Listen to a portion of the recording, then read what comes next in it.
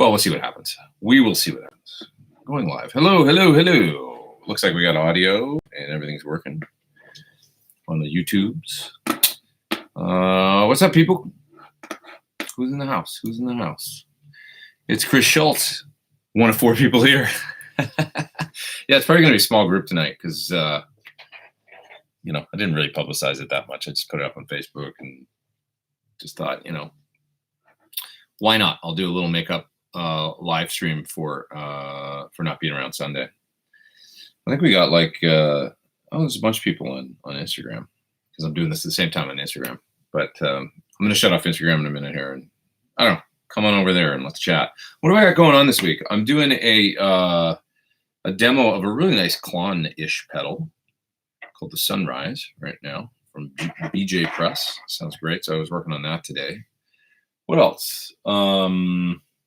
What else I got coming up right now? I got to go to this Thomann Gear University, which is similar to GitCon. And I don't know what to expect because I haven't been to it yet. So I'm leaving for that the day after tomorrow.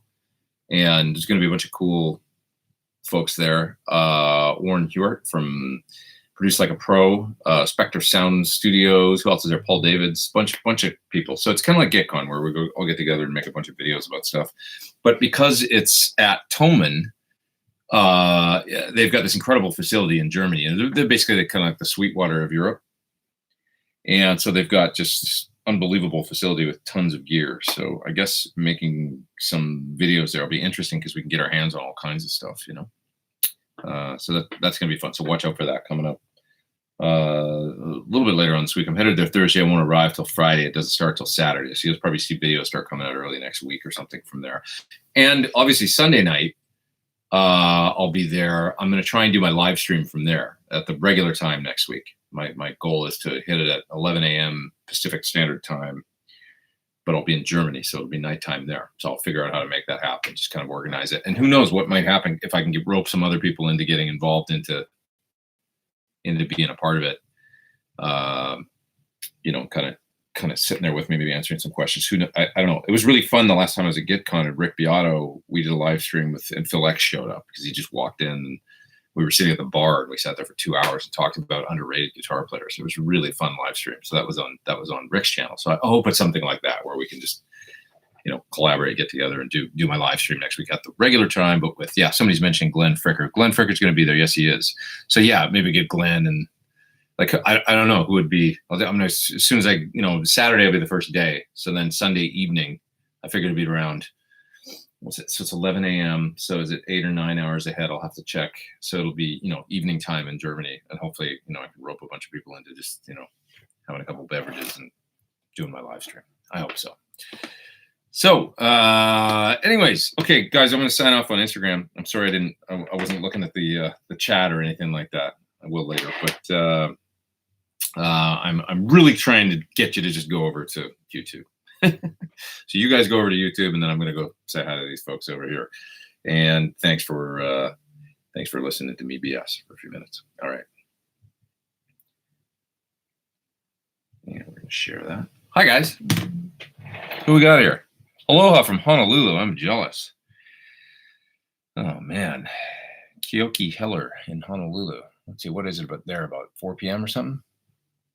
Man, it's prime time. I wish I was over there right now. Who else we got here? We got Fizz and Sprinkle says, dude, you rock. Just know that. Thank you. I appreciate it. I do. You rock too. You do. All right. What happened? Am I late? The notification just came in. You're not late. That's Oscillation Overdrive. I just started. So can I interview Phil X in my studio? Phil actually, he's not been living in LA for a little while. Although he comes here a lot. So I don't see him all that much. Like I see him more like out of town than I do in town. But I think that's changing. He's going to be here more. So we'll see. But I'd love to have Phil in here, man. We have a great time. Like whenever I get together with that guy, he's become a buddy. He's I don't know. I Phil, there's something about Canadians. If there's any Canadians watching right now, I get together with Canadians and it's just instantly comfortable, and it feels like because that's where I grew up and stuff, and it's just like old home week whenever I get together with Phil or whatever. So it's just I don't know, we both grew up loving guitar. We're about the same. He's a little older than I am actually. He's about 5 years older than me, I guess, something like that. 6 years maybe. But we grew up loving the same music and around the same time and stuff. So it's feels like kindred spirits, I think. Best amps for low to mid volume. Hey, the PT-15. Come on, that's Daniel Mazur. If you're looking for something simple, I won't just sort of toe the party line. If you're looking for something simple, I'll make other recommendations. Low to mid volume. What else could I recommend? I mean, to me, a beautiful thing if you don't play metal and if you're like a rock or country or any style, actually singer-songwriters and stuff, a deluxe reverb is a beautiful thing. It just is. It's a great thing to have. It's 20, 22 watts, something like that. They work good with pedals. They're light. It's kind of it's a loud enough amp to play with a lot of drummers in situations that aren't hard rock. So it's a cool thing to have a good deluxe reverb. Deluxe reverbs and AC30s are great amps. As if basically if you needed to cover a lot of ground as like a studio player or playing in clubs and stuff like that, if you had an AC30 and you had a deluxe reverb and you had something that does Marshall well, like a 50 watt Marshall, you'd kind of have a great tonal palette there. If you had to get something modern, then you could throw in the mix like some kind of high gainer. But that's why we make the PT-15, of course, because it's got great cleaning. You can kind of do it all with one of those. So there's that. Alrighty. What else we got here? Let's see. I'm gonna show that comment. Jimmy's super stoked. He's got a Thornbucker that he's put in his Ibanez. What's in the Canadian water that makes so many great guitarists? Says Tom. Rock and roll. I was just up there. I was just up visiting. That's why I couldn't make it on Sunday. And to be honest, it's like there was the hotel I was staying at in Edmonton.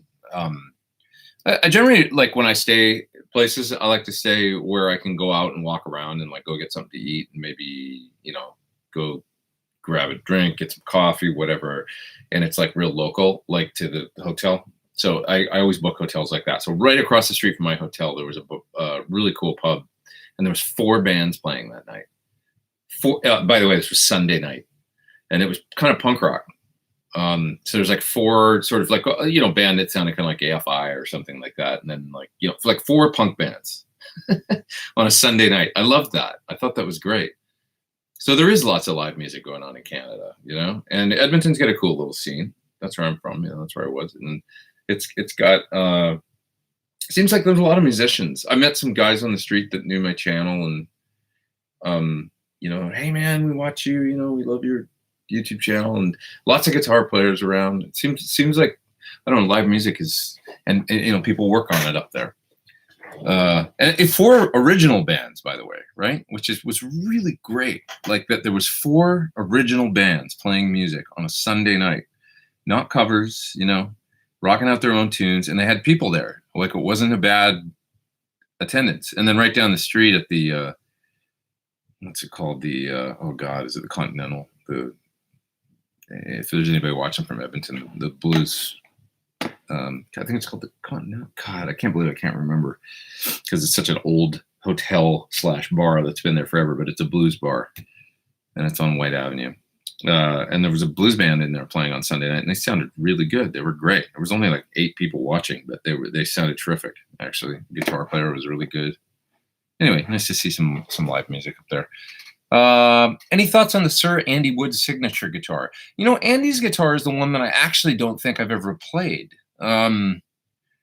It's probably really cool. I know it's got like a, it's a great guitar. The thing about Andy is he's so versatile, he can play, or versatile. Sometimes people bust me on the way I say that. I think it's got Thornbuckers in it, and it's 24 fret. It's kind of like the cross between the shredder and the country guitar, because I'm sure it's got his series parallel thing, which I love too, and I have that in my guitar, and I actually got it from him. Having a switch where I can switch between series parallel. He calls it the redneck mod. But anyway, it's got all that stuff, but then fairly flat radius and kind of shredder, So it's like a high octane telly, But anyway, what's the white amp on my left? As somebody's asking. That's a Laboga from Poland, and I haven't had too much chance to mess with it. But they sent me this amp to check out, and it's it's been a crazy time right now. I haven't had a lot of chance to do very much of anything. It seems like just family stuff, and then also making some videos and projects, things I'm working on, whatever. And I've just been getting a little bit behind on work, but I have to spend some more time with that amp is my point.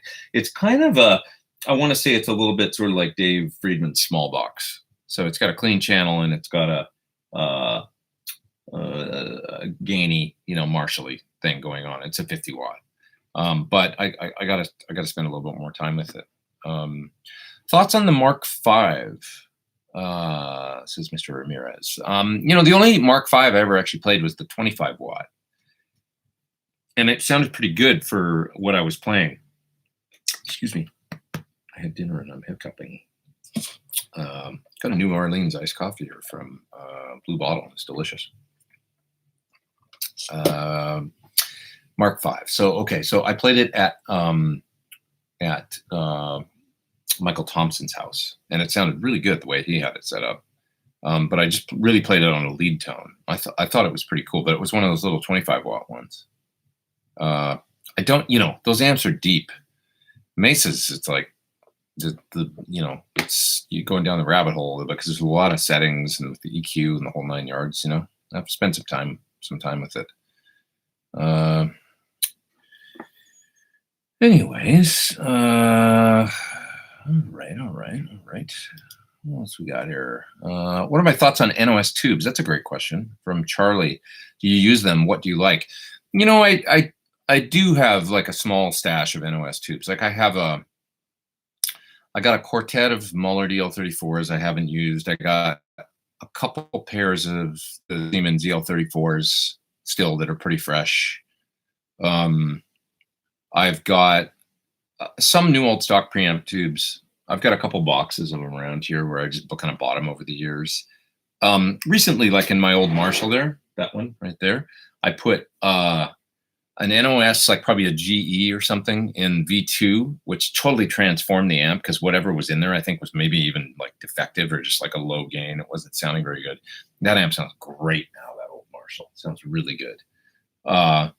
It just retubing it. I also put I think it's got a Sylvania long plate, 12AX7 in the phase inverter, and that helped too. And then it's got 6 CA7, but the new ones, the electro harmonics. So it's not new old stock in the power section. And in the preamp, in V1, it's got, I think, a Muller now. I think I put a Muller or a Bugle Boy. I can't remember. But anyway, it's that, and then an American tube in V2 and a Sylvania in V3 American long plate tube, which I tend to like in phase inverters, those long plate style 12X7s. But I don't know. I was just screwing around. I put them in. It was like, oh my God, it sounds better. Like way better all of a sudden. So I think there was actually a problem with the tube that it had one of the Chinese 12X7s in V2, and it just opened it right up. So especially in old amps, that's a good point. Like especially in old amps, it seems like old simple circuits, the NOS tubes you can hear more. My top hat that's down there, one time I did it because I've had that amp since maybe 2001.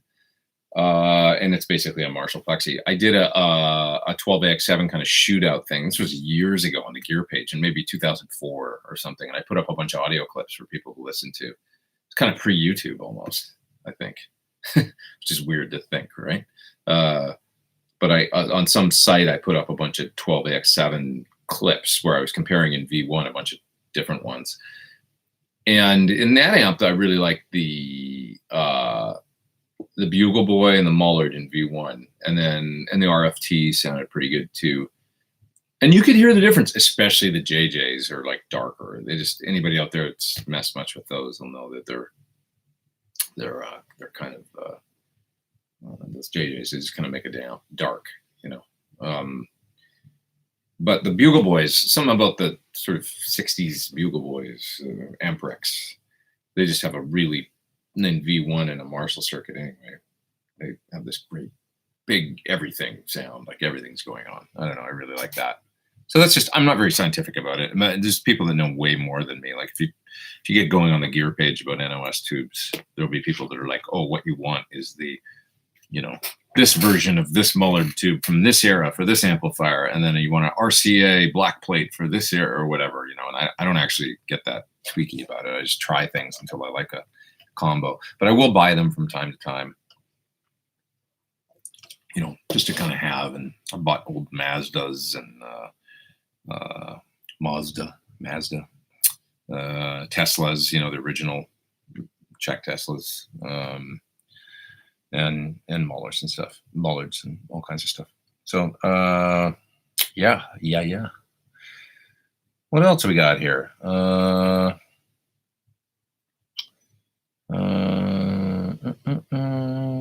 see. Fretwire on Fire says he saw Nita Strauss in Buffalo, and then he had some Canadian coffee, and it made him play better, he says. That's cool. Let's see. This is interesting. Ding Dong says that in his time of playing in the UK late 80s and 90s, you had to play original. Only one cover allowed per set. I love that. I think that's great. I just worry a little bit because in LA, it's like, man, it used to be all original. Like, and now it's like lots of covers in Hollywood, and it's weird. Not every part of town is like that, though. I mean, like, there's, you know, there's good things going on out like in Highland Park and stuff where you go to the hi-hat and see original bands. And I'm sure in Hollywood even there's, but it's not like it used to be, man. I mean, where it was like 5 bands a night in every single club, all playing original music. There was no covers going on. Steven says, did Jimmy fall down? No, he's actually just mounted a little lower. There he is. He's up there. There's Jimmy. We'll leave him up there. The Commercial Hotel. That was it. The Commercial Hotel. Thanks, Philip. That's what I was trying to remember in Edmonton. Commercial, not Continental. I couldn't remember the name, which is stupid of me because, of course, I grew up there. It's like blasphemy. But anyway, great blues club and just old school and been there forever. Are you excited to be doing Gearfest at Sweetwater this year? I am, actually.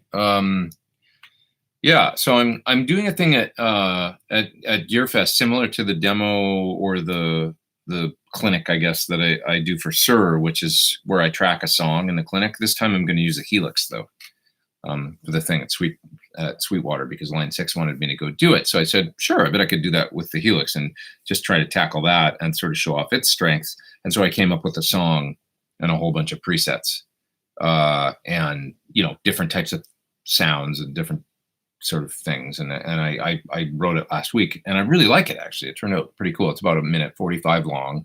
It's not, you know, it's kind of like pedal demo length, so maybe a little bit longer than what I usually come up with for those things, and a whole bunch of different sounds and stuff. And I'm just going to track the whole thing in the clinic. So when I go do it, if anybody's there, it'll be the first time that I track the song in front of people anyway, and hopefully I don't make a fool of myself. But I actually like it. I like the piece of music, and the tones and stuff I think are really cool. So basically what I'll do is just break down every single sound and sort of the music as I'm going. Like, so talking about it from like a production perspective, like, okay, well, and a musical perspective, like, here's what I'm trying to do. I'm trying to build the track through, and I go to this sound, then I go to this sound, then I go to this sound.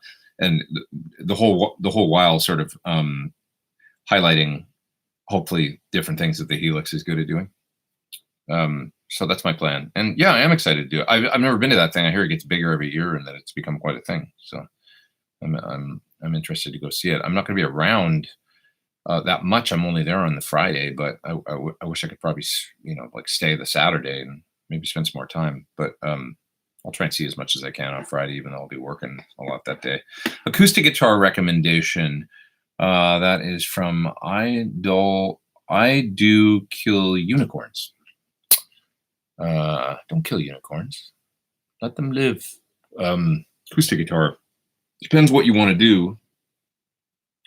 My favorite acoustics as of late, I mean, I'm kind of a big user of Takamine, Martin, and Taylor. It's hard to go wrong with a good Taylor guitar, to be honest. They're kind of like the Sir of acoustic guitars, I think. And having been to their factory and kind of toured through it a little bit and seen the way they operate. And they also build in Southern California. They're not far from Sur, really. They're in San Diego. You could probably drive from one to the other in 45 minutes. Yeah, they just they're very consistent. And I'll tell you this, like in touring a number of years ago with a pop artist, and we were going to do a bunch of kind of smaller dates and stuff, kind of acoustic tour, and I didn't even bring a guitar. I would just backline guitars for that one particular run that we did. And I would rent Taylors, and you never get one that's not at least good. Like some are great, and then other ones are pretty good. Like, and then other ones are, it's decent, it's good guitar, you know. But you never get anything that's like, ooh, this sucks, you know, which can happen with a lot of, like when you just backline acoustics. It's kind of risky, you know, you don't know what you're going to get. But the Taylors, it's, you know, the pickups are great in them. They're generally really like roadworthy and durable kind of guitars, and they play good, and they're just kind of consistent. And so I like Taylor guitars a lot. I'm a big Martin fan, you know, but they're a little more high end, and you know, it's a little more like a thing, you know. I don't know, like I don't know. And the pickups and stuff, like in a Martin in particular, like the guitar I have now, the D28 I have, I put a LR Bags. It's called the Anthem or Element or something. I always screw up the name of it, but the preamp and I think the pickup's the Element, and then the preamp is called the Anthem system or something like that. I might be getting that wrong, but anyway, LR Bags kind of high end, whatever, their preamp, and like it's got a center and the piezo pickup in the bridge, and it sounds great, whatever's in there now. But I put that in after the fact kind of thing. The Taylors come, generally speaking, with that really nice. I think they still use them, but the preamps, you know, it's very simple, like volume, bass, and treble control, and they were designed by Rupert Neve, as I understand it. It was going back, you know, 10, 15 years that Taylors were using those. Randy Wilcox is in the top chat. Hi, Randy. And he says, hey, Pete. Hi, Randy. Thanks, man. Okay. What else we got here? How about GFI John Massis pedal? I don't know that one. That's from Dion. Sorry, I'm not familiar with that one. Will you be doing a demo video of the Sur Reactive Load IR? Well, I feel like it's kind of like everything I do with my amp is that, because it's the same, you know, it's got the Reactive Load IR built in. It's exactly the same. So when you see me do stuff with my amp, like the clean channel demo I did recently. Oh, although never mind that, because I use mics on that purposefully. I mic'd up a cabinet. But anything else you've heard me do, that is the Reactive Load IR. I'll be doing more, like plenty more, as we get into June here. And the amps are being built right now, by the way. So I'm going to Thomann Gear University next week, as I was mentioning, and I'm actually going to pick up a Eurospec PT15 tomorrow, which they built for me, specifically like a 230-volt one, so that I could take it to Europe and use over there. So you'll see lots of videos, I hope, coming out from there, and hopefully other players playing through it. That's what I want. I want to stick it in, you know, I want to get Glenn Fricker to play through it. Or like, you know, like all different kinds of players than me, you know, and see if they're down, you know. Maybe Paul will play through it. I mean, who knows, you know, we'll see. So Philip Carter is in the top chat, and he says, if you had to choose between a Helix solution and an aux box for recording and direct to PA situations, which direction do you think works best? Well, that's a difficult question, because it's both are going to work great, but both are going to appeal to different kinds of players. If you like using an amp with the aux, you've got that option of using it as an attenuator and still running into a cab and kind of lowering your volume with it and stuff, you know. And playing with a traditional amp still, but using the aux to go direct. There's such, you know, these things that I'm figuring out that they're all kind of different. I've got the Boss Wazza unit right there too, and I've been messing with that a bit this week, and I've still got more to learn. They're all implemented a little bit differently, you know. And it's like, I know it's hard for guys, because it's like you can't. Most people don't have the option of, like, I got the Wazza sitting right there, and I got the Reactive Load and the aux sitting right there. So with 3 hours tonight, if you guys were all in this room, we could plug them all in, and everybody would have a much clearer picture of what they all do firsthand. And that's a hard thing, but I can only tell you sort of the advantages of each. And if I was, you know, if you were trying to pick between them, I could go into a dissertation, I guess, about what I think about all the different ones, plus the Helix, and the modeling stuff. But if you're the type of person that gets excited about tube amps and you like simplicity, I don't recommend going full modeling and selling all your stuff and trying to convince yourself that that's the way to go. You'd be better off, I think, trying to go with kind of halfway to that solution, which is what, by the way, we were trying to do with the PT15 amp. We created an amp that was kind of the bridge where you're modeling the back end, is what I call it, the mics and with the IRs and the load. You can get a lot of the versatility of the digital units and stuff like that, but it's still a tube amp. So you can still plug it into a cabinet. Similar to what you can do with the Wazza thing or the aux or the reactive load there with your amp. It's just a little bit more stuff to carry. So we were trying to put it all in one box. Now, the Helix is amazing. It's a great sounding unit, but I like using it with the editor on the computer. I'm not a big button pusher. I don't like paging through menus. It's minimal that way. Anybody that's used one knows it's got a very intuitive kind of user interface. It's kind of an elegant device in that way. There's a simplicity to it, maybe more so with a lot of the modeling things than with a lot of the modeling things on the market. But I still like to hook it up via USB to my computer and do all the editing in the computer and stuff. And then that's a thing like that. I kind of enjoy a lot of different things. I can get into the Helix it's part of my job because, like I say, I had to come up with a track for this clinic, and it's like, okay, plug in the Helix, get it going in stereo, get your IRs in there, make some presets, make a bunch of sounds. Let's write a track and let's be able to bang from preset to preset to preset to preset and play all the different parts of this song. Lay it down one at a time. That was my goal. And within, a couple, 3 hours, it was like, oh my God, this is cool. I got a whole bunch of different, it's a different mode of thought though.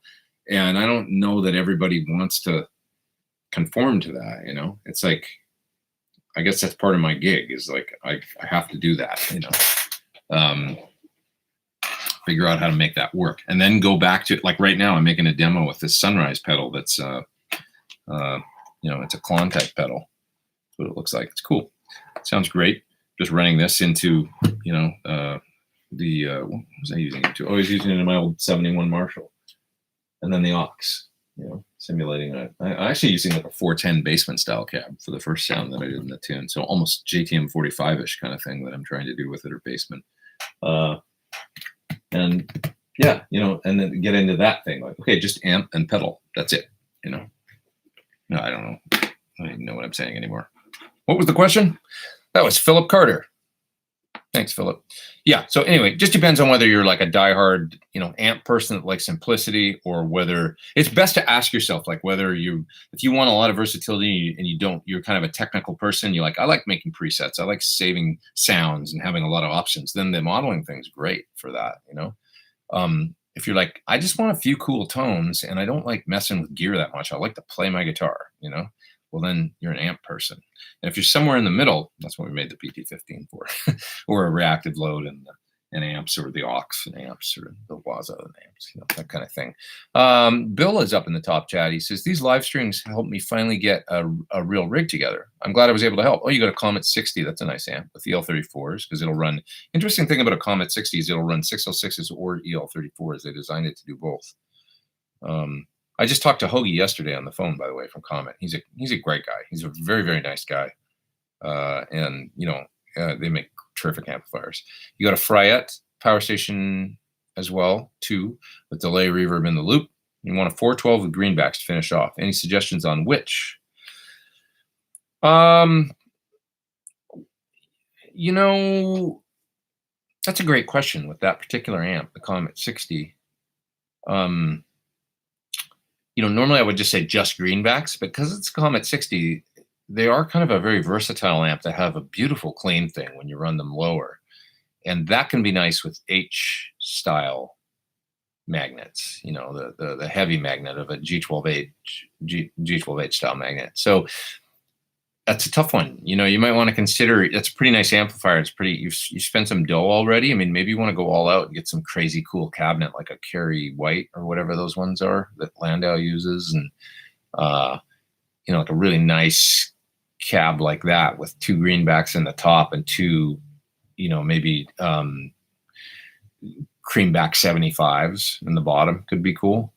Just because if you play cleaner, sometimes the heavy magnets, like a Comet 60, it's a really beautiful clean sound. You can switch to 606s. So you might want that versatility in the cabinet where you've got an H-style magnet in the bottom and an M-style in the top. And then you have some options if you're going to mic, you know, which way you could go. And it'd probably just be, I just think it's a different kind of amp than an aggressive Marshall thing or whatever. You know, it's the Comet 60s is very versatile, kind of special. And they do sound good with H-style magnet stuff. I mean, they sound great with greenbacks, especially when you're driving them. But for cleaner stuff, like, you know, Mark Knopfler used Comet 60s for quite a while, I think. So think about his, you know, probably sound good with the EVs even or something like that, you know. But I think that's what I would do. You're asking me, and I'm kind of coming up with the cabinet. It's like a G12M in the top, G12H Greenback 75 in the bottom, and I'd probably blow the dough on like a Kerry White cabinet or something like that. Because I think he makes like 412s, but with oval open backs and some different ones. So maybe look into some of his stuff. I've never even owned one. I just know that Scott Henderson and Mike Landau and all, you know, they're boutique kind of like, you know, people say that they're the best. So I have for 412s, I've got a blockhead 412 that's an exact repro of like a 68 style cab, and in that cab I bought a quartet of G12M you know, 78 blackbacks, you know. So I bought from a guy in Orange County. So it's got the old speakers in it from the 70s. 75 hertz. Now, hey, just yesterday it came. I've got a G12M 1973 G12M 55 hertz cone. So greenback, but with the bass cone. So I have it. It's beautiful. It came in. It's in perfect shape. Never been reconed. In really good condition and stuff. And I bought it off Reverb. So I'm excited because that's the one speaker that I have yet to try. Is every time I try it in a modeled thing, like the Own Hammer Impulses that use a similar speaker, you know, bass cone, but greenback. It's like my favorite thing in all the modeled. So I talked about it in the last live stream, I think. Anyway, I have it here now, so I got to load that in something. But yeah, I have a couple wacky kind of, you know, boutique cabinets, I guess, and the blockhead is one. Vancouver has a strong scene, says Joe Jeffries. That's cool to hear. That's really cool to hear. Like, what's going on up there, Joe? Like, what kind of bands do you see? Because I'd be interested to know. It feels like there's some good music whenever I go back to Canada, and like a lot of people are playing. And I don't know, like I say, like to be able to go out on a Sunday night right across the street from the hotel, and there's 4 bands playing, all originals. It's pretty cool. Do you ever get gigs that you feel challenge you? What would be a gig or style that would challenge you the most? That's Kevin Fontana.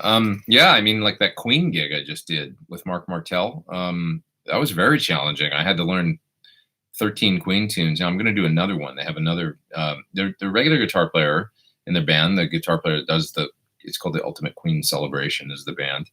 And, you know, Mark Martel is singing the Queen movie and everything. He's the singer and he's incredible. But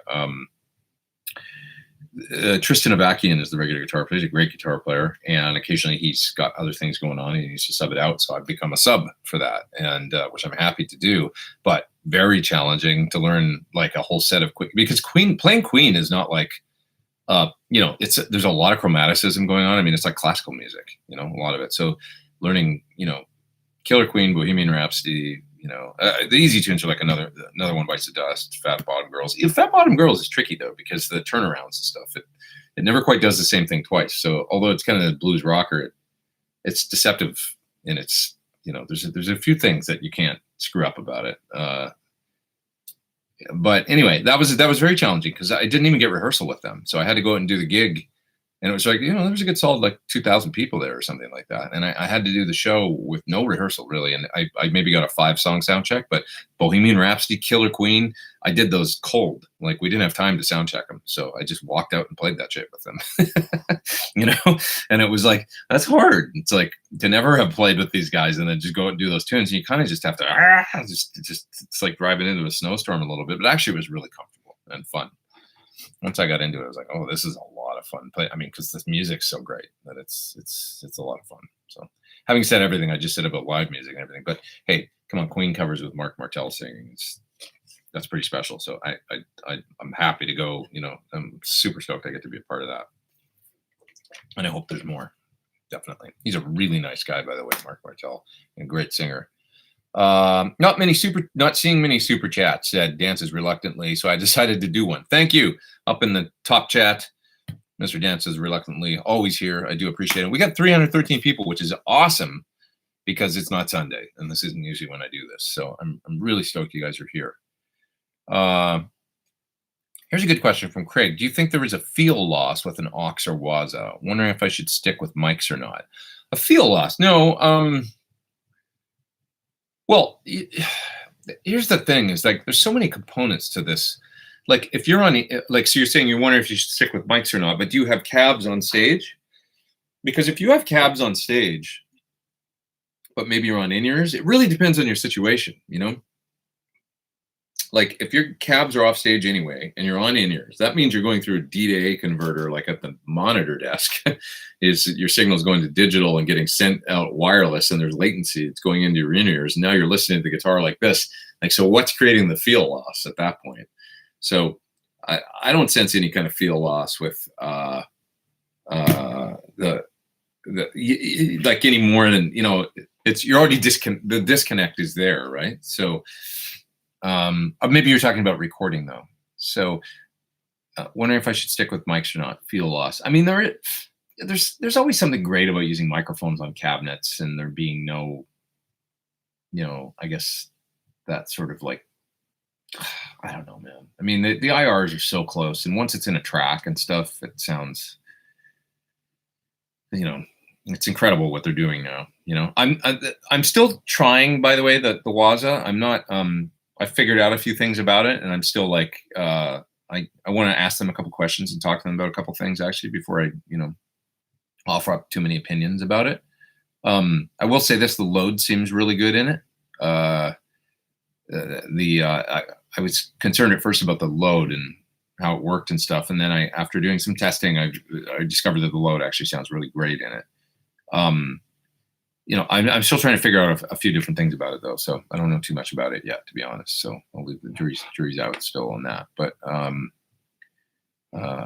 it did sound good when I plugged it into a cabinet. I plugged it into the PT cab that's sitting on there, and with an amp plugged in, it sounded the reamp did sound good. But anyway, Mr. Heller is in the not in the top chat, the normal chat. He says, "Do you ever run stereo?" Interesting question. Yes, I do sometimes. By the way, if you were to do a show, it would be great, but probably wouldn't really pay much. But you would see mini bikinis. What does that mean?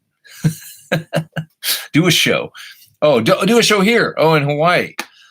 It wouldn't pay much, but there'd be lots of girls in bikinis. I played in Hawaii a little bit. I forgot that's where you were, by the way. That's why I said that. I played in Hawaii a little bit. I played there with Melissa Etheridge. Actually, we did a show in Honolulu and one in Maui, which was a hell of a lot of fun. It's really cool. I'd love to go play there, man. I'd go play like two guys on acoustic guitars sitting in one of those bars on the beach, you know. I'd love to go do that for a week. Hell yeah. I'm in. Who wants to do it? Who can sing? Let's learn some tunes.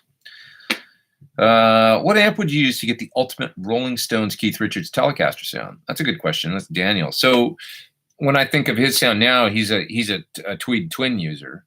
So it's kind of a no-brainer. If you wanted to kind of do it on a budget and just want something basic, you know, probably one of those Bassman Limiteds or something. You know, a 410 Bassman from Fender is a great thing. Like just the reissue ones. And if I was going to do some Keith Richards kind of stuff and I didn't want to spend a hell of a lot of money, I would probably look for a used Bassman and just retube it and go out and do it, you know, with a telly. And that'd be all you would need. But he uses twins, which is those that exist on the market now too, like for new versions, right? Tweed Twins. I think they make that, like custom shop amps or something. And isn't there a Joe Bonamassa one? They make a Joe Bonamassa Tweed Twin. So I would probably look for something like that. Or maybe like a Victoria Double Deluxe, which is an amazing amp that still haunts me. One of my favorite boutique amps I ever tried. It's a double power Tweed Deluxe with 2 speakers, 2 12s. Something along those lines, you know. Just something tweedy for Keith Richards, I think would be really good. It's that smooth kind of breakup that, you know, tweed breakup, more breakup than a blackface amp will give you, you know, blackface Fender style, but you know, smooth. I don't know. That's what I think of when I think of tweed amps. Yeah. Okay, I'm gonna move down in the chat a little bit here. We got 308 people online. That's awesome. Tag Classic says, never managed to catch your Sunday live chats because I'm in Singapore and timing usually doesn't work well for me. But today's a public holiday and managed to catch this. That's awesome. I'm happy to have you here. I'm glad it worked out. And I'll be back on Sunday on next Sunday. I'm going to try to be actually. I can't guarantee it, but I should be able to do it. So maybe you'll miss that one, but I'm happy you were able to see this one. Pro Analog Devices says, what's up, Pete? Good to see you here. Good to see you too, man. And okay, let's see. What is the gear on the coffee table behind you? Well, actually, you can't see the coffee table kind of because it's, but there is a coffee table back there, or an end table anyway. I got a couple treble boosters sitting there and a couple pedals that I have to demo still. Here's I want to give this pedal a little plug. This is a nice pedal from Australia that I met this fella that, and his name is escaping me now. He's a doctor and a guitar player that does YouTube as well. But anyway, the Over Unity Dynamic Drive.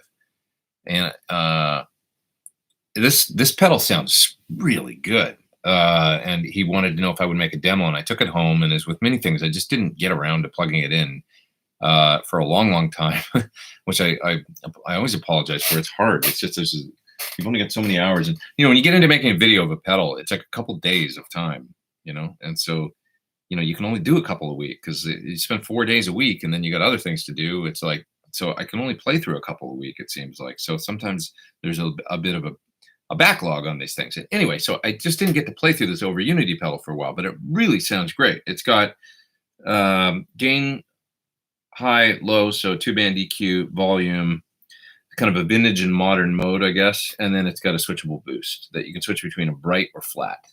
And it has a really great, I don't know, just cool kind of slightly aggressive overdrive sound, but it's still smooth. It's really nice. This sounds great. And this is, I think, the third one that they made. So anyway, I want to try and make a video of this pedal for them, and I hope they do well with it. But it's kind of unique sounding. Just kind of, you know, one of those things where you turn it on, you go, oh, that sounds good, like right out of the gate. You know, some of them you got to spend some time with, figure out what amp they work with. Whatever I did with this, it just sounded good right away.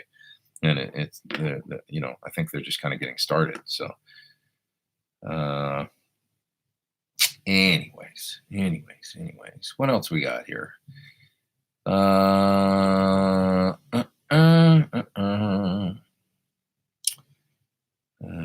Do you still use the ST2 Boss? Okay, you got to tell me which one that is. Is that one of these, the modeling?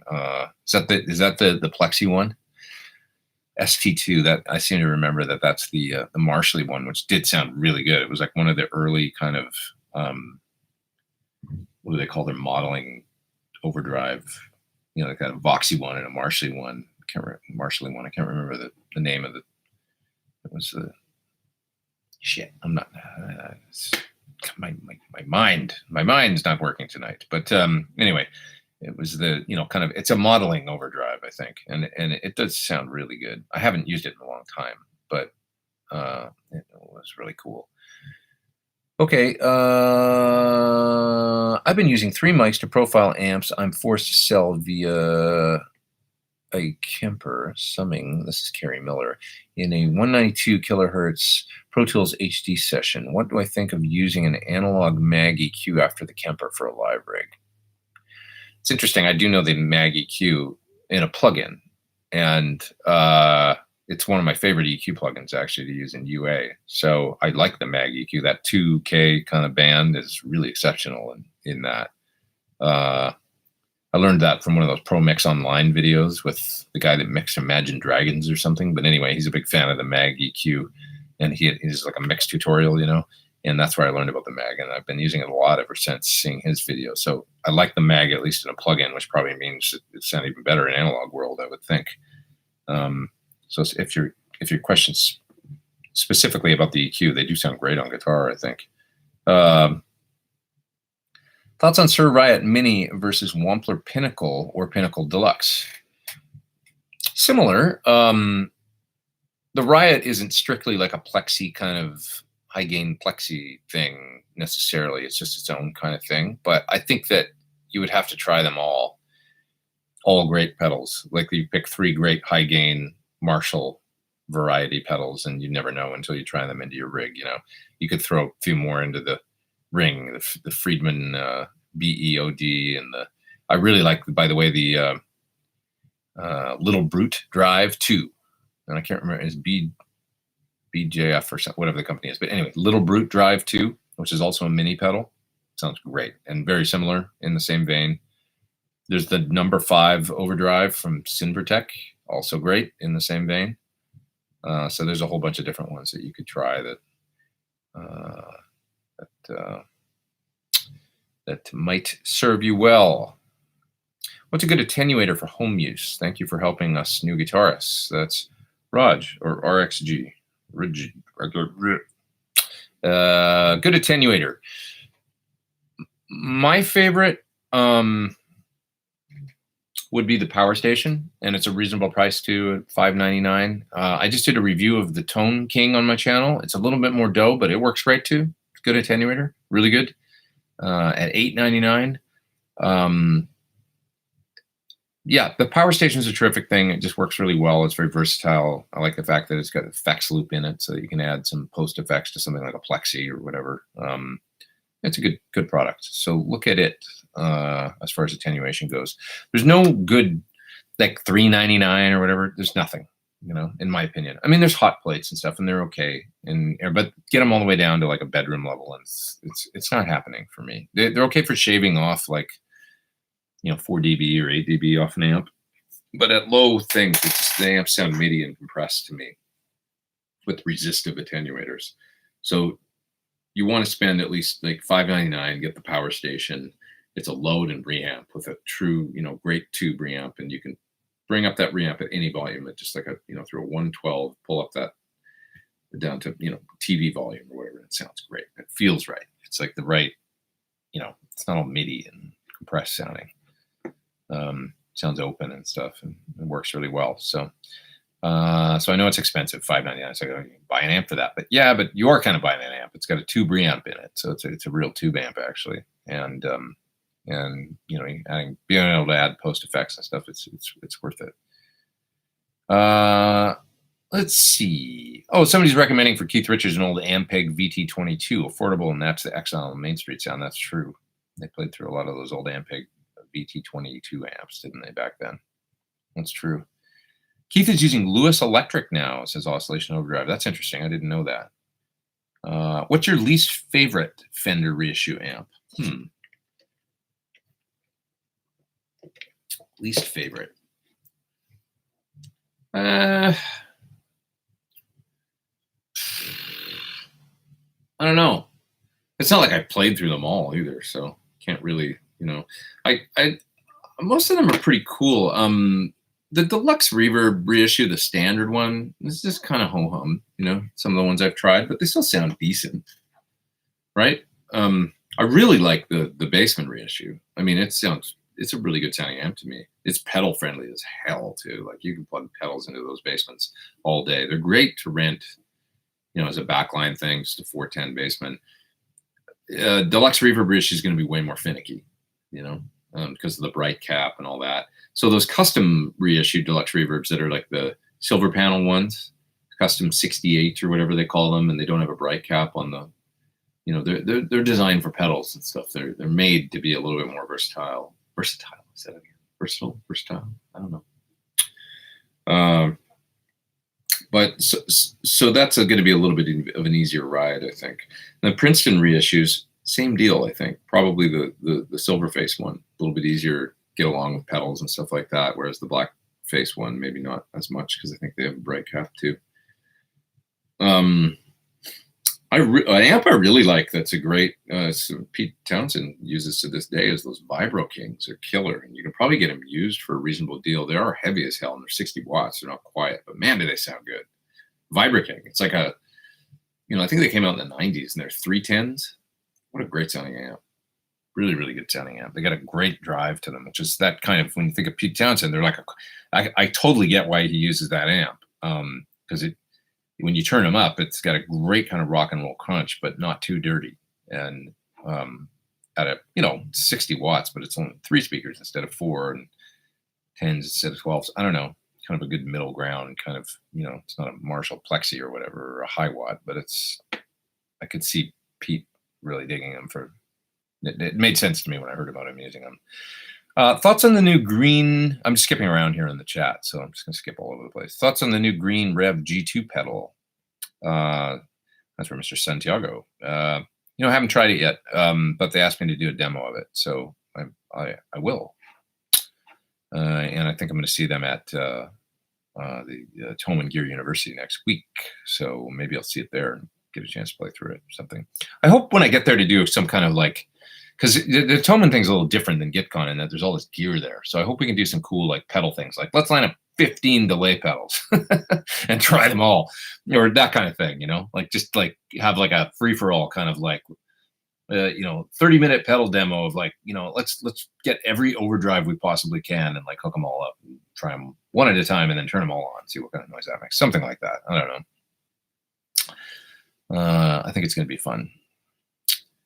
So, random question. My PVJSX lost a power tube. This is from Night Wind Flyer. Should I put a set of 12AX7s into? Do those wear as fast? No. Preamp tubes don't. You don't need to replace them. Although it's generally recommended you replace the phase inverter tube in an amplifier because it's kind of part of the power amp, actually, when you do a power tube change. So have the amp retubed with a match set by a good tech that can bias it and all that good stuff. And then as far as the 12AX7s go, as long as they're not causing problems, you can leave them alone. Who makes a Bassman clone that is good, says L. Scott Music. I guess maybe a company like Lewis Electric probably does, right? I would think. Which is what somebody mentioned that. Let's take a look. I'm going to look on. Let's see. Lewis Electric Bassman. Let's see if they make something. Lewis Electric. They make a JTM 45, which is essentially a Bassman, right? But that's it's a 212. Victoria, Bassman 45410 is the and I would probably recommend looking for a used Victoria, something like that. But the Fenders, there's nothing wrong with the Fenders, the ones I've tried that I've, a whole bunch of different ones. But Victoria, they were one of the first. When I think boutique amps, there was like Top Hat. I'm talking like back in the 90s. I remember, Soldano came out, right? And then after that, you had kind of, matchless Top Hat Victoria pretty quick. And Victoria was like Tweed Fender. That was like their main thing. And they've been in that game for, they're just like as matchless as to Vox is Victoria to Tweed Fender. So I would look around for Victoria because they were exceptional. And I've never played one I didn't like. I've played their deluxe and their double deluxe and terrific sounding amps. Tim says he's headed to bed. He's up in the top chat and he says, see you later to everybody and me too. Thanks, man. Appreciate it. Sleep well, rest up, and have a good day tomorrow. Let's see what else have we got here. What else? Let's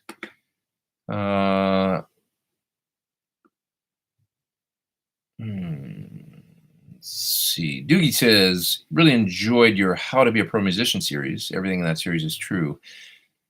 When is the Steve Stevens rundown coming out? Just finishing up a couple things, and I actually just mixed down some audio from it tonight, and I'm sending it to Steve. And just getting his approval and stuff like that, and then we'll put it out. So probably later this week, I hope. I would hope to have it out. I can't promise because I want to make sure he's happy with it. It was a little bit guerrilla style. We really had to do it quick. because those guys they were doing their friends and family kind of run through that day. So they brought like 40 people in to watch the show. We did it like right before that. So I was, just kind of trying to get it all in. But it's pretty cool, actually. It's fun, and Steve's great, and he's candid in it. You get a pretty good look at his pedal board and the new amps and what he's using and stuff. And he plays a little bit in it. So it's about 20 minutes long, something like that. So I hope to have it out this week. I would hope maybe the day I go away, like Thursday or something, or Friday, I could put it up then. Because I'm not going to have a lot out this week because I got to go away. H.A. Generally the third is in the top chat. And he says, thanks for doing the top chat, my friend. Appreciate that. He says, can you talk a bit on the importance of learning how to effectively use a guitar's tone and volume controls to get wider range of sounds and dynamics? Sure. I can absolutely do that. Let me think. So generally speaking, okay, here's my old Strat. On a Strat, I have much like Eric Johnson style, this tone control is now wired to the neck pickup. Bridge pickup. This one's wired to the neck. Middle's wired to the neck. This one's wired to the bridge. And generally I find myself right now, I can see exactly where I usually set it on about 7. And it's kind of finicky. It's like between 7 and 8, but I'll just roll down the tone on the bridge pickup a little bit. And then this one's on the neck, and it's on 10 all the time, basically. And then this volume control, the volume control for a Strat, I'm varying all the time, like anywhere between 3 or 4 all the way up to 10. And so then you're rolling this down, and I learned from Scott Henderson that he likes, and I thought that's great. You kind of set the amp for the neck pickup. So set the tone so that you like the way the neck pickup sounds. And then when you hit the bridge pickup, if this all the way up, it's going to be too bright. And you just roll that down and balance it out. And he likes it to not be very obvious when he changes pickups. So he'll kind of balance out the tone of the bridge and the neck so that it's similar with the amount of high end that's coming through. So that's roll down the tone and, so like that. So that's kind of how I do a Strat. And I have to give him credit because that all made a lot of sense to me when he described the way he likes to set it up. Interesting concept to kind of set an amplifier up for the tone on the neck pickup so that it sounds really good. And then kind of balance out the bridge with the tone control and stuff. I like that thinking. To that point, in my guitar, my signature guitar, that's why I like the bridge pickup to be maybe a little bit warmer these days than it's still very clear, but it's got an Alnico 4 magnet in it. So we get the warmth out of the Alnico 4 in the bridge pickup, which incidentally, Scott said this is his favorite humbucker he's ever tried, the Thornbucker. And so I love that he said that because I totally learned from him about how he sets up, his pickups in a Strat. But so with that in mind, I like to make the neck really nice and clear, and then hit the bridge pickup and not have it be shrill.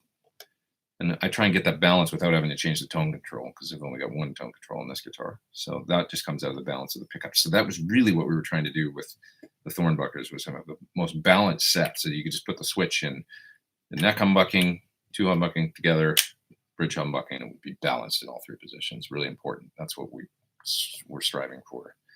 Kind of both in output and in the tone. And that's why the output varies a lot. I mean, this pick is really low line, 7.1 or 2K, I think. And this one's 8.7. So there's a pretty big difference between the two, but it works well in practice with this one, set a little bit.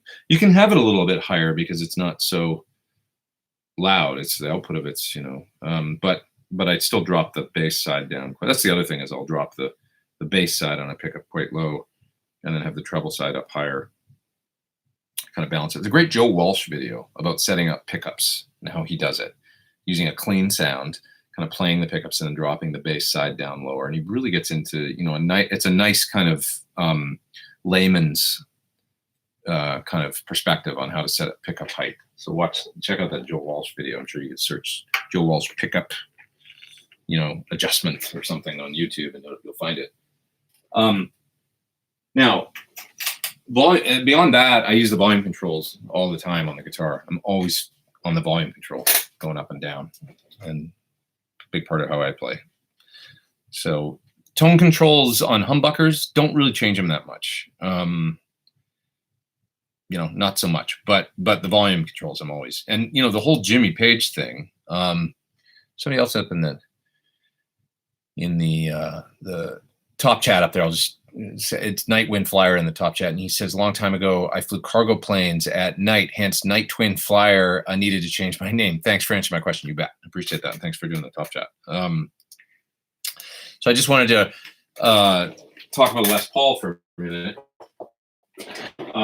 Probably the best video that I've ever seen on YouTube, and I couldn't do it any better. That's for damn sure. Is Joe Bonamassa's about a Les Paul and how he gets so many different sounds out of the two pickups, by blending the tones and the volumes. But the whole Jimmy Page thing is being in the middle the whole time, and then you kind of blend the neck and the. He's never on 10, I don't think. Very maybe when he gets to his loudest, but it's all about that shading between the two pickups, and he's constantly varying the volumes and stuff. So when you think about Jimmy Page and the different tones, live, obviously you use different guitars and when he was recording and stuff, but he's blending those pickups all the time. And so get a Les Paul and mess with the middle and enjoy, because it's pretty great. Like right now is the video I'm doing with the Sunrise pedal. That's kind of like a clone. I'm using the middle position on the Macamal Telly, which is P90s, and it's so grunty and yet clear. It sounds great. Get more and more into the middle position all the time. Brian May, he's the other one that constantly varying the volume control on the guitar and then those switches. Although he's generally using the bridge and the middle on his guitar in series, which is like a humbucker, kind of a dark humbucker. But when you turn down the volume on the guitar, especially with the treble booster in, it gets all that glassy stuff from the germanium treble booster. So it's a very unique way to get a sound. That's the other thing, if you use a fuzz, like a fuzz face, or you use a germanium treble booster and you pull the volume down on your guitar, now you've got this whole other range of sounds that you can explore.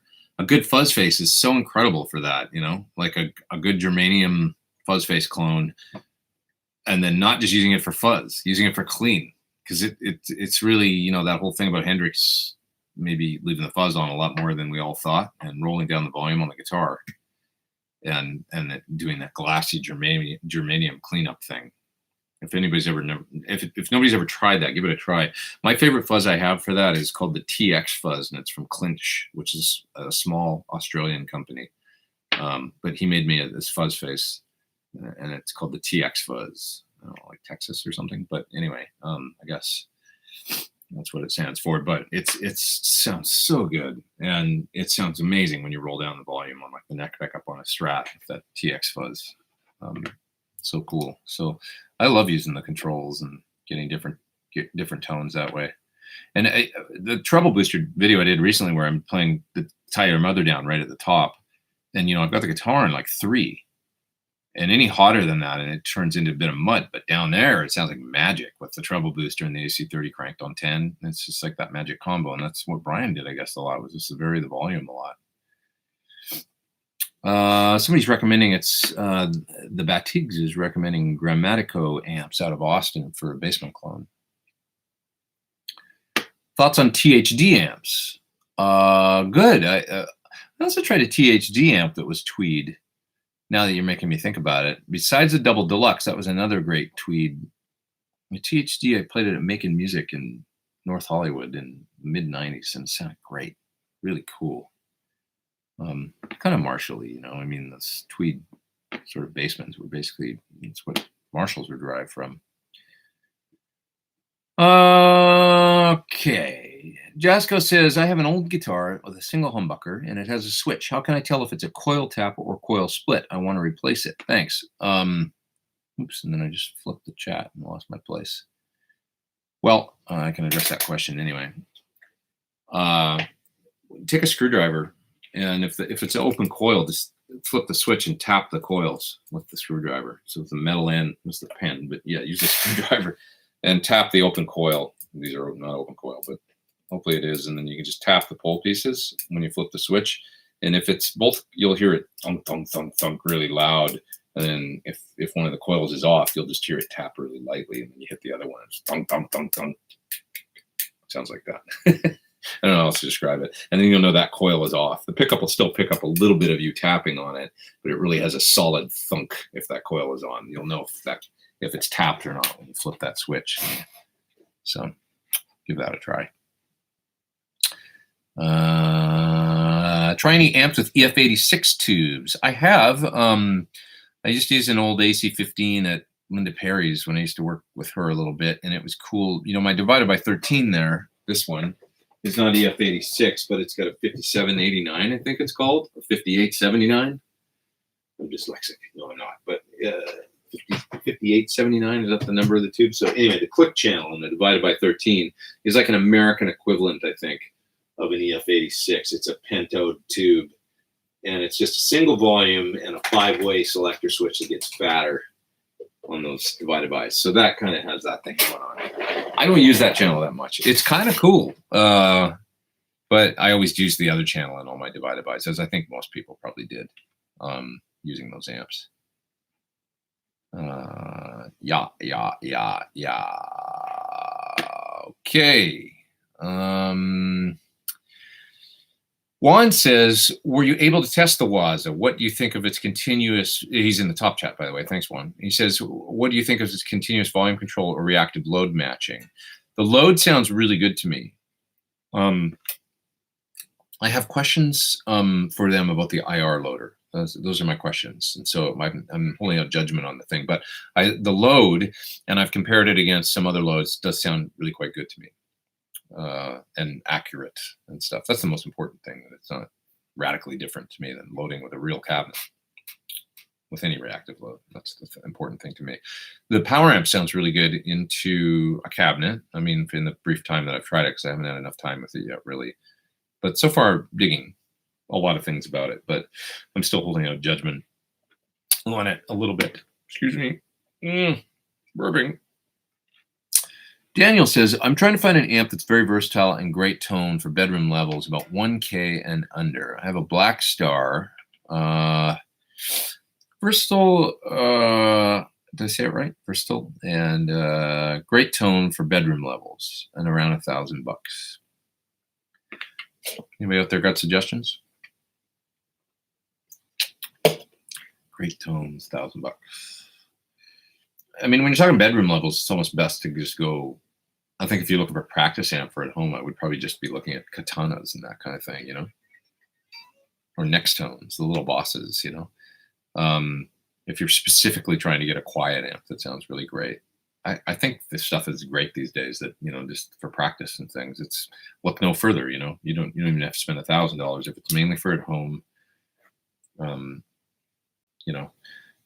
You can, for $1,000 bucks, you can get something probably quite a bit less and go the modeling route or something like that. If you want tubes, you know, I mean, my amp does that now, the PT15, because you can play it through headphones if you want. So, but it's more money. So, it just depends what you're looking into. Jim Phelps says, better late than never. You made it. Happy to have you here. Trainer YV40, somebody's recommending. Yeah, I like Trainer amps. I'm Canadian. I can't not.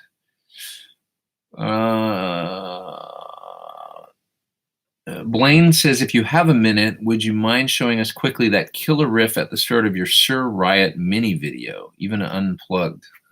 I have no idea what I played. I could listen. Let's see if I can do it. Let's see. Sir Riot mini Pete. What comes up? What did I play? There it is. I'm gonna take a listen.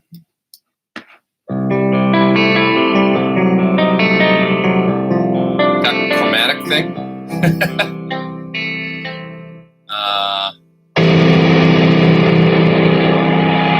Feedback.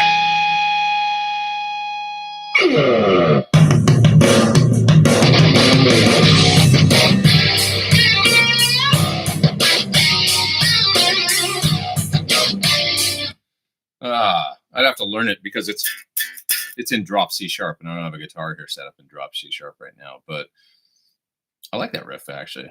Can't really show you right now with the guitar tuned down and all. It's going to take too long, and then half the people are going to tune out. I know it, but I don't know. Ask me next time. I'll see if I can remember to do that and play it down for you. Tough to keep tubes quiet and be happy without spending more on stuff. That's double D guitar. Yeah, I would agree with that. It's a little bit tough to do quiet too, but we've got that amp for you. The PT15 does it, and with the load and all that, and line out. The PT15 into like a studio monitor, like a small studio monitor or a small full range speaker, is so badass. You guys are gonna freak. That's my main thing. Is I want people to just try it like a cabinet, but then I want people to try it into headphones, and then in a store, like be able to plug it into like a studio monitor. I wish when the store went to NAMM just for dealers last year, they just had a dealer room. And I was actually a little bit disappointed that they didn't bring a studio monitor from the shop. They had headphones there, so that was cool. But I really, like a little Atom or a Yamaha or whatever studio monitor sitting there, just with the amp plugged right into it at a low volume, is so much fun to play through. But anyways. Colton Miller says, "Hey Pete, just wanted to thank you on your videos on attenuators. I have a Marshall DSL-40 plugged into a Rivera Mini Rock through studio monitors. Game changer, full-on guitar rig at nice volume. Cool. That's awesome. Super Blues King 12 is great. That is a nice little amp for a reasonable sum. The Blues King. He told me he was trying to make kind of a blues junior killer. That's why he called it the Blues King. But that's straight from the horse's mouth of Dan at Pigtronics. But yeah, that amp looked pretty nice. Like it's a single 12, I think, right? So it's about $599, I think, something like that. Jet City JCA 22H, awesome amp for its price and freaking loud. Probably, yeah. I'm sure. Oh yeah, Yamaha TH series. That's a good little amp for bedroom. So if you looked at those I like those too. They do sound good. You know which one I have is somebody says Metalhead Hippie. Did you see my top chat? I didn't. I'm gonna go look for it right now. Sorry about that. Sometimes I miss them. I'll go look. I have a little NuX amp that I love that has built-in drums. Now this is a battery powered thing. I lost my Blackstar somehow coming back from Japan. I can't find it anywhere. This is $75. It's a big loss, but the little NuX is the same size, and it's got drum beats built in. I'm gonna actually make a demo of it because it's such a cool little practice tool. I have one in the hallway out there right now. Just pull it out of the box, but it's this tiny little battery powered, or you can plug it in if you want, and it's got built-in grooves and stuff, and it's a little modeling app, and it sounds great. So that's another one, like for cheap, low volume practice, pretty cool. Okay, I'm looking for Metalhead Hippie. Did a top chat, and I do not see it anywhere. I don't think it went through, dude. Did you ask if I'm looking all the way through the chat? Oh, there you are. I see you now. Sorry, my mistake. Knowing what you know now, what steps would you take to learn guitar again? Guide a beginner on each step to take to learn guitar. Well, that's an interesting question. I spent a lot of time on. I was telling somebody today. I spent a lot of time, like when I was at GIT, on like 8-finger tapping. You ever see me do that now? I spent a time on things that I maybe wouldn't have spent so much time on that because I was still young and I was like obsessed with, when you're young and the sports of it can be kind of like, well, look at what my fingers are doing. They're so fast or whatever, And I spent a lot of time on technique and stuff. And maybe I should have spent more time on just getting to know the neck and being really musical, making every note count, that kind of thing. Also, my pick technique, I've tried to, here's something that I'm working on, is that I traditionally, when I pick, traditionally, I've kind of done this thing where, like, I don't know, my hand is kind of like, and I don't fan my fingers much. And I see players that are really accurate that are picking through arpeggios and things, especially, that fan their fingers out more.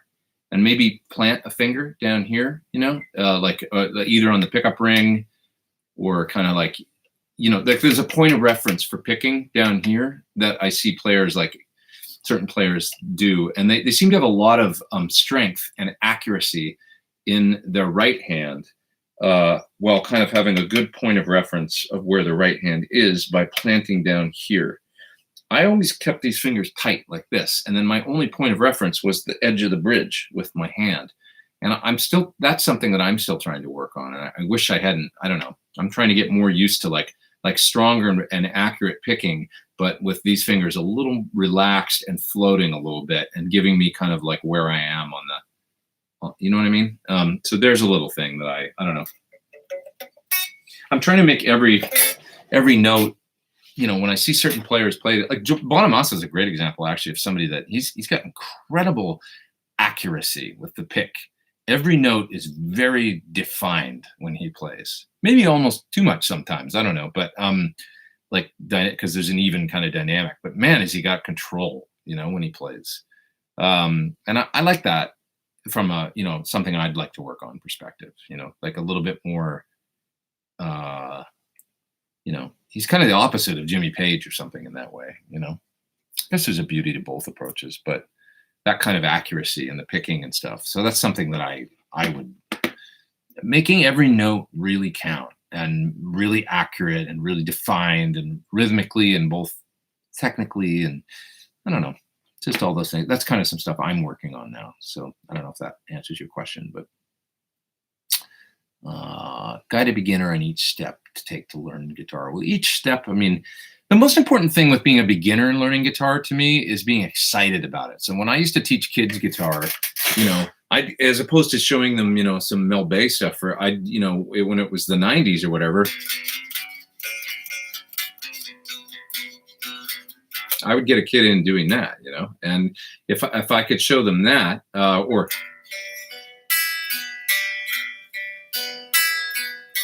right, I would get them excited by going, look, and they'd go, oh my God, that sounds like Metallica. That's amazing. Or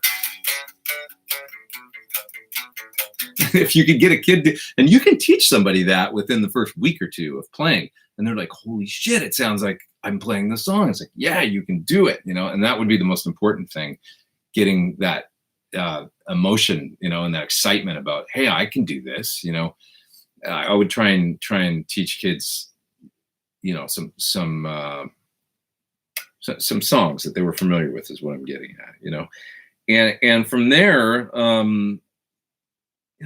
mean, I guess it was just kind of like then it was rhythm guitar, really, that I would teach, you know, for beginners. I would try and get people, because, you know, most people watching this probably are already, you know, pretty good guitar players, I would say, but if you remember going back to the beginning, it's like trying to get somebody's hand to swing like a pendulum. Like I would, you know, get them playing a G chord or an E minor, and then I'd go, okay, strum up and down and just hit every single strum.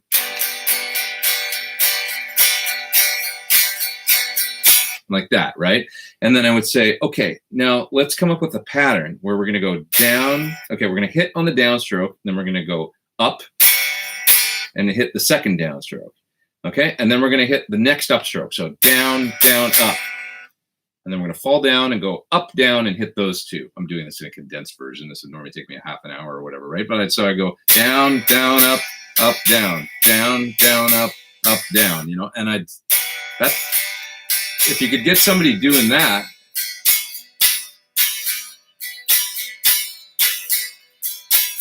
and I'd be like, okay, make your arm like a pendulum.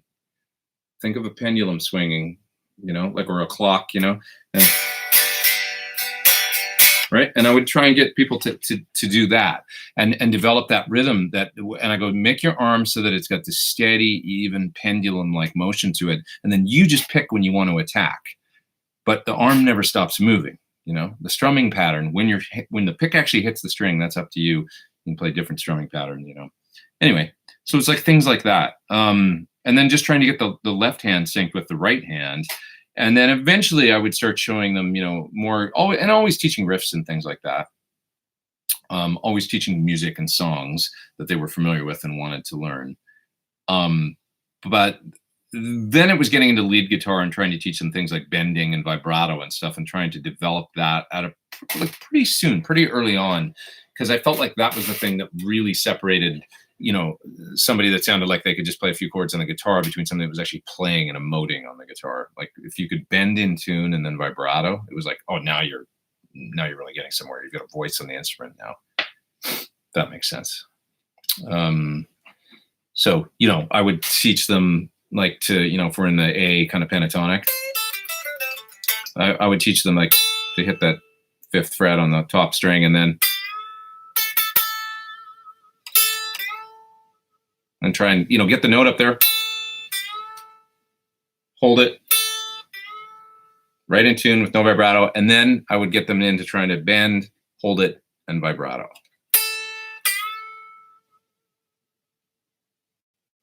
And coming always back into tune every time.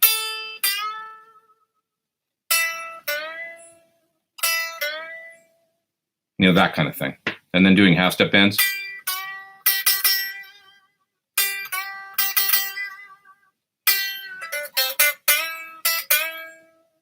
Whatever, just simple stuff like that, like trying to make their bends in tune and holding the string up and do the vibrato, because that made them sound like they were, now you sound like you're a guitar player playing guitar and you can emote on the, I don't know. So those are the simple things that I would teach people over the course of, probably the first year of playing or something, and obviously the scales and, pentatonic major, pentatonic minor, and then some simple mode stuff. Anyway, blah, blah, blah. Stretching is important, says Jacob. Yeah, I mean, just trying to get I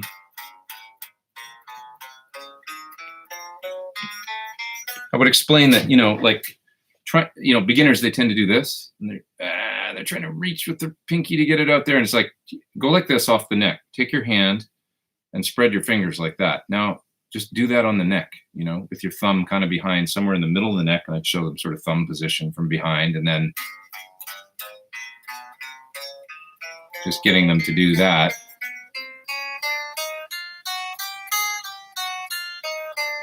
Just trying to sync the two hands together and alternate picking.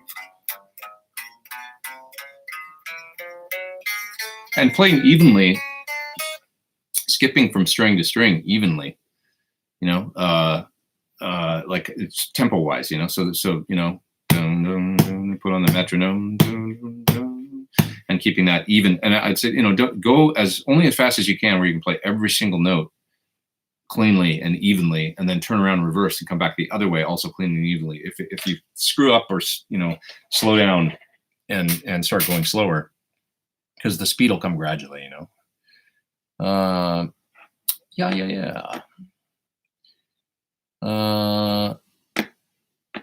So let's see here. What else we got?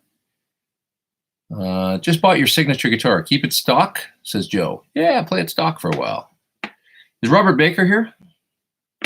Thanks for getting the guitar, by the way, Joe. I appreciate that. Which one did you get? Black or gold or blue? Tell me. I hope you're enjoying it. What really kickstarted my playing was getting a digital 16-track workstation and begin writing songs. It's what it's all about anyway.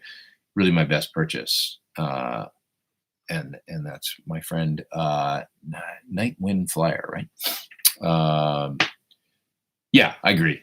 Writing songs is kind of what it's all about. It's so much fun. I mean, that's the thing I really enjoy these days, is writing and producing, more so than just like working on licks or something. I really just enjoy writing and coming up with songs. It's the most fun for me, definitely. Christopher Kroom says, hey, Pete, do you use analog summing when mixing? I don't. I do everything in the box. You just got the Dangerous Music D box, and it sounds great. Best purchase ever made. Wow. It's kind of one of those things like that, is Chris Cornell, like a few months before he passed away, bought one of those Neve ones, and he was raving about it, saying, oh, dude, it's so great. You got an 8-channel Neve summing mixer. I was like, really? Does it really make that much difference? And he loved it. And I was like, all right, I want to check it out, show me what you're talking about. But he was looking at I remember I was sending him, like, look at this API, the box, and look at all these different ones too. SSL brought one out, and he got the Neve one and he liked it. But anyways, it's just one of those things. I'm like, oh God, just one more piece of gear. Do I really have to get a summing mixer? Yeah. Did you start on electric or acoustic? Says Gunn. I started on electric. I got a Hondo Strat copy when I was little kid. First few months I played on a nylon string that my sister had rented from school because she took a guitar class at school. So I learned like a few basic things on that. Have you ever hurt your left hand from soloing, says Carl? A little bit. Robert Baker is here. Hi, Robert. What's going on? Here practicing. What's up, dude? Nice to see you, Robert. I've hurt my left hand a little bit, yeah. Like one time when I was getting ready a few years ago, like 2013, for like I think it was for the Sir Nam stuff I was doing. I had a song, and I can't remember what song it was, but I had to do this really big stretch. It might have been something in the Groomed Noodler or something. I can't remember. And I felt something pop in my hand while I was like practicing. And it was like, oh, that didn't feel good. Like occasionally I still have this thing that kind of pops or snaps in my hand. I don't know how else to describe it. It's like a tendon that's moves around. It feels gnarly when it happens. I don't like it at all. But that's kind of the only thing. I guess back when I first attended GIT, I was having some problems with my left hand, but I just took ibuprofen and it went away. I've talked about it before, but I don't have like the hardiest kind of hands, you know. I feel like I got thin wrists kind of, and there ain't a lot of room in there in the carpal tunnel and stuff. And so if I push it, I'll tend to maybe get some numbness or some weird feeling. It feels even kind of weird right now, to tell you the truth. But playing tends to help. It's more like my hands are weird on a regular basis, and then when I get blood flowing from playing, it actually seems to get better. I don't know. So luckily, I've never had anything debilitating. That's for sure. So can you get Sir to make a purple version of your signature guitar? Because Prince, I don't know what purple. Thinking about other colors though, definitely. I've been thinking about a few things when it comes to different versions of that guitar. But yeah. You can always order a purple Sir Standard. They will do that for sure.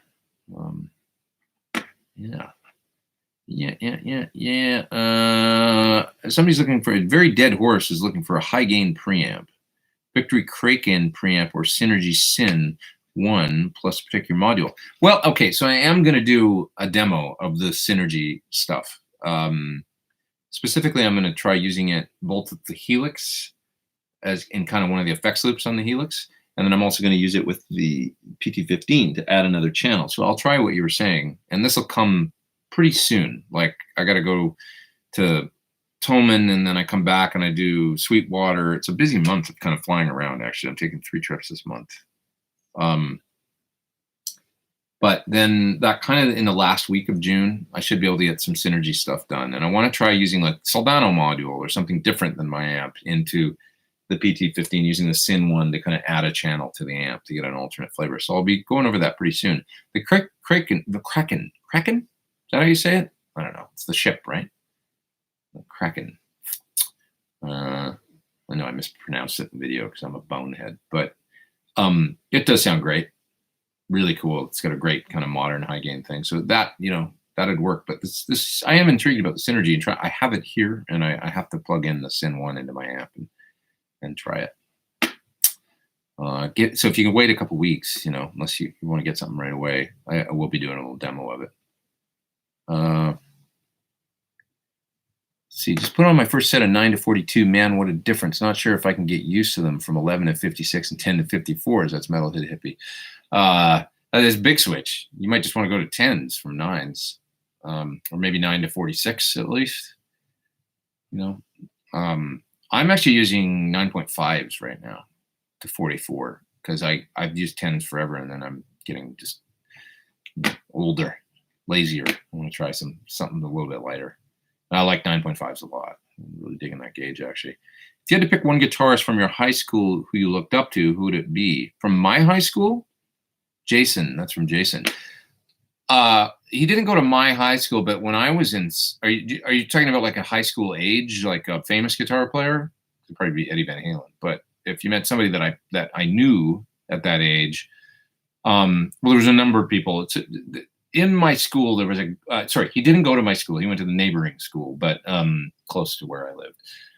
There was this kid named Jim Law that was like this smoking guitar player that kind of kicked me in the ass when I was about 14.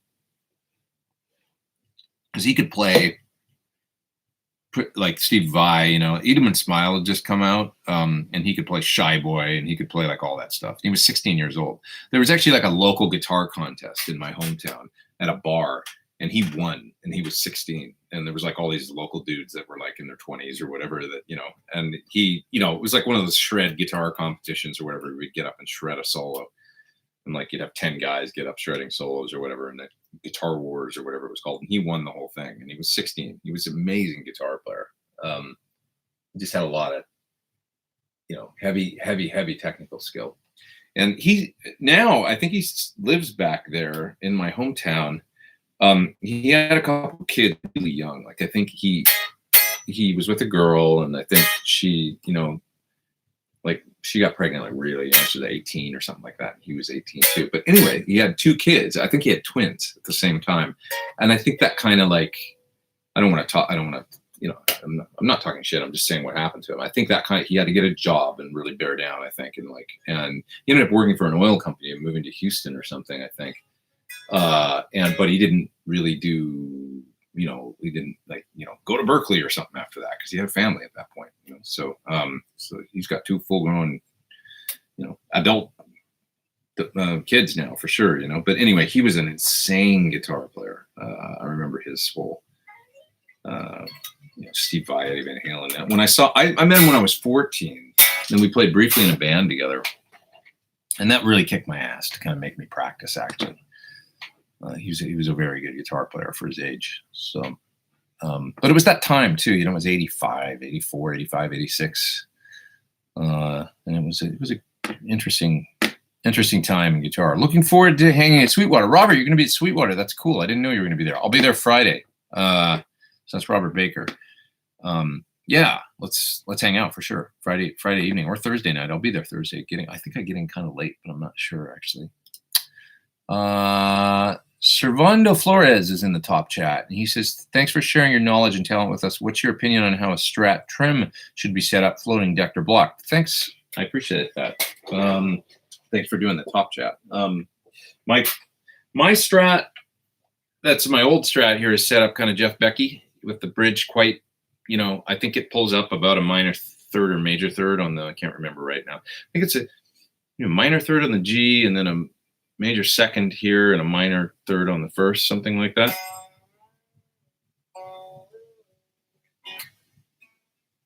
It's almost to a major third on the G string. And then I guess it's probably going to be a minor third. I need to tweak it a bit because it doesn't quite make it to either of those. But, you know, I think that's kind of a Carl Verheyen, Jeff Beck sort of thing. But anyway, I do it more because I like to, actually on this guitar, I like the position the bar's in. It's really nice and low. And it just feels really good on the Strat. I guess technically, like in '54 when they had an owner's manual or whatever, and it showed a diagram, and this is how they intended to. This was the way it was shown in photos was quite, you know, quite a bit of an angle. On my guitar, I set it up so that it's more like on my signature, it's probably about a whole step here, I think. Yeah. On the G string. And so, right, almost a minor third there, a little bit more maybe, but and a whole step on the whole step on the, and so then it'll probably be, you know, somewhere in a quarter step or something on the high E string. But I can do a minor third on the second string and a major third on the third string, and that equates to it being just a little bit more than flush with the body, right? It's just tilted a little bit forward. And this is the Wilkinson, you know, floating situations. And that's how I set this guitar up. And that feels great to me. And I have John actually bend the bar a little bit so that it's the bar is actually curved down a little bit, just the way I like them. I don't like it too high. So that's how I do Strat trim. That's mainly how I do my guitars. It's just on that one old Strat, I have it quite angled, kind of Jeff Becky. I don't know. It's always been set up that way. I gotta go pretty quick here, you guys. It's 8:30. I'm gonna split pretty soon. I gotta not go the full 2 hours. I'll go to 8:45. So about another 10 minutes. Joe says he had carpal tunnel surgery on both hands. How'd that go? Tell us in the chat. I'm interested, like, because I know there's new surgeries that are minimally invasive kind of, and I wonder how long it took you to recover. And now do you feel like you're 100%? I'd be interested to know. I'm sure there's others out there that would too. Carpal tunnel, for those that don't know, is the tunnel that all your nerves and pass through in your kind of in your wrist, going through into your hand. And that if there's any kind of inflammation in there, you can get, tingling and some pain and stuff like that, because everything's not passing through that part of your hand properly, or it's getting impeded by inflammation and things like that. So, I guess in minor cases, they'll go in there and maybe do steroid injections or that kind of thing to try and calm down the inflammation in your wrist. But if that doesn't work, they go in there and actually release. There's like a one side that they can cut, I believe. It's gross, but I guess they can open up the carpal tunnel a little bit by releasing some of the pressure. Like maybe they cut some of the cartilage or whatever that's in there, and it opens up the tunnel, and then your nerves are free again. Obviously, that's some invasive surgery though. That's probably some recovery time. So yeah, tell us if you would how long that took Joe to feel better. I'd be interested to know that. Cole is in the top chat. Thank you, man, for doing that. You guys are too kind. I appreciate that. He says, "Hey, Pete, keep on keeping. Glad I could catch this late stream. I appreciate you being here. Pete, come see me next week for sure, because next week should be fun. I don't know what's going to happen on Sunday at 11 a.m., but I'll probably be somewhere with a bunch of crazy people in Germany, and it should be some good times." Sorry if I missed it. Yours is a 65, right? Pete, says Robert. My Strat's a 64. I think that's what you mean, Robert. It's a very late 64. It's November 64 is the date on it. Yeah. Sounds better decked, says Evan Ward. I mean, in some ways, yeah, but in some ways, a Strat to me is part of it is that floating bridge. So better is relative, right? You can get this more resonant thing for sure when it's decked right up against the body, but that's a thing. It's a different thing to me. And part of having the trem on my Strat is magic, man, and it stays in tune really quite good for an old guitar. Walking Baseline says Getty. He's talking to Cohen, but I'm going to say his comment because he's saying Getty was here in Montreal tonight. Did you get his book? Getty Lee's got this great bass book out now called The Big Book of Bass or something. I think is what it's called, and really amazing book. Where he takes photos of his whole bass collection. I guess he's on a book tour now, so that's cool. I like Getty Lee. Seems like a great guy. I'm gonna move down in the chat, and yeah, I guess you met Getty tonight. Sounds like that's pretty cool. And I was just looking to see if our friend that had carpal tunnel surgery replied.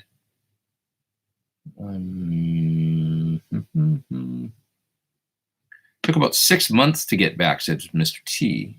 Wow, that's a long time, eh? I'd say it must have been hard. And 6 months away from the guitar. That's interesting. I know there's different clinics that advertise they do the minimally invasive kind of stuff, and I wonder, if there's if you need that kind of surgery, if that's that's one that used to advertise in a clinic in Houston, do like a 1-day turnaround kind of thing with a little minimally invasive kind of carpal tunnel surgery, but I don't know.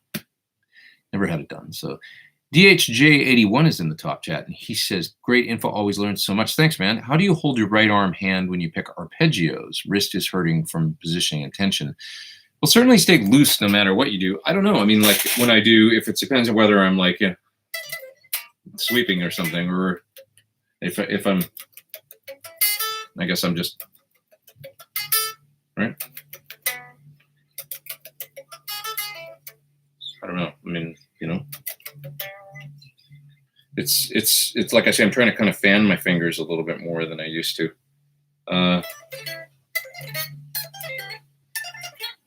trying to get it like a little bit more, like where I've got this point of reference on the guitar. I don't know how else to describe it, but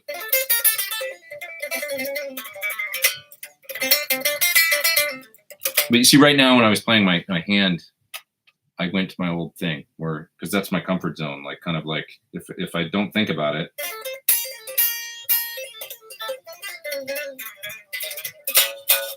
See how my fingers all kind of go like that, and especially when I get faster, I don't know. It's like I kind of crunch them all up into a, if I'm I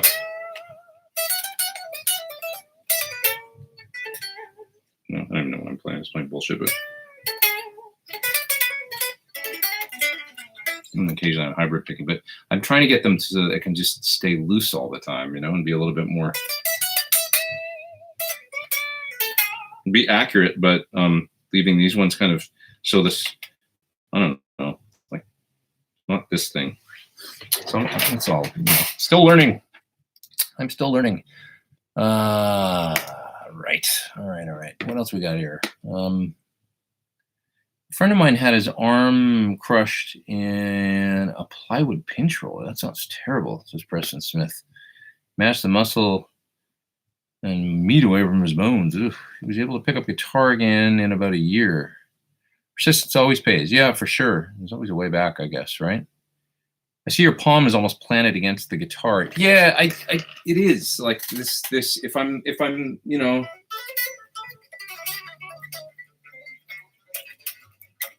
I mean, I do a lot of hammers and pulls too. But this part of my hand, you're right. And then I kind of go like this with my hand, and this is like on the guitar. And I'm trying to get it a little bit more to where it's like floating and yet still really accurate. So I don't know. It's a weird thing trying to like change the way you pick, or I guess I'd be like a drummer trying to learn traditional grip or something after playing like, this way forever. It's just, it takes a lot of dedication, especially when you get older. Would you consider doing a video on finger pressure, pick technique, and tone that comes from your hands? Maybe play unplugged in the video. That's an interesting idea. Sure. Yeah. That's from Tom in the top chat. Thanks, Tom. Definitely. Ain't no shame in some pinky planting, says Mute That Bozo. I agree.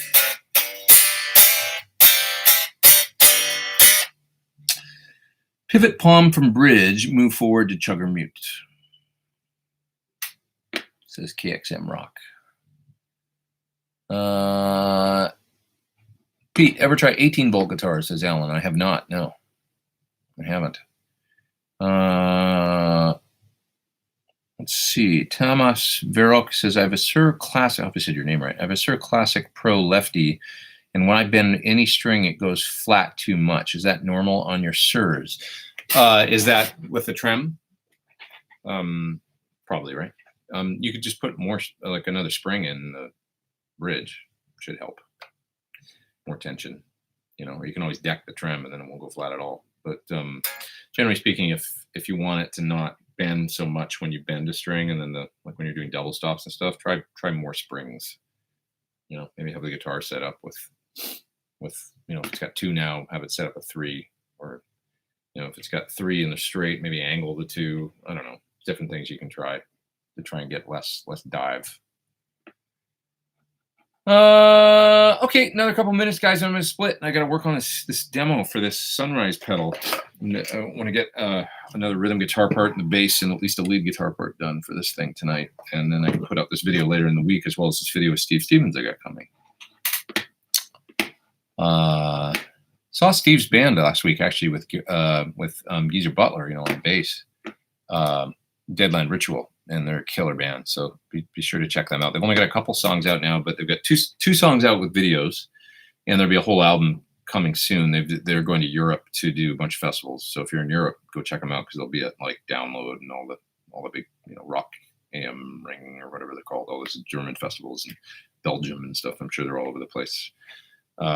Sweden Rock maybe. Yeah. Well, it's probably a good time for me to jet. It's 8:44. I said I'd go to 8:45.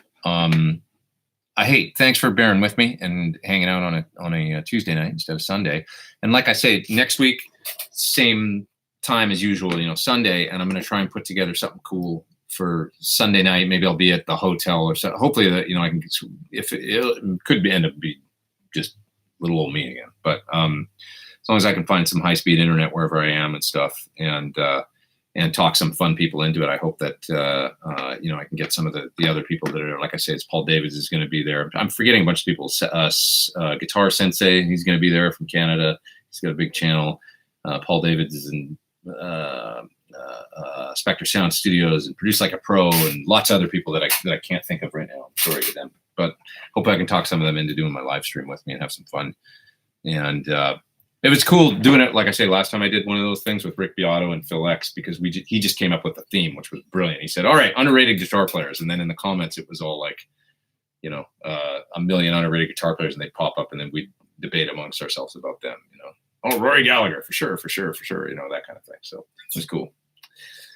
Anyways, okay, guys, have a great night. And thanks to all of you for doing the top chat. I really appreciate that. And I don't know. I'll see you next Sunday. I'll be somewhere outside Nuremberg next week. It should be fun. Should be a good old ruckus time. Plus lots of videos coming from there as well soon on who knows what. It's always fun when you get over there, and you know, like I say, let's hook up 45 overdrive pedals and something like that. Make fun videos doing things like that. All right, see you guys. Have a great night.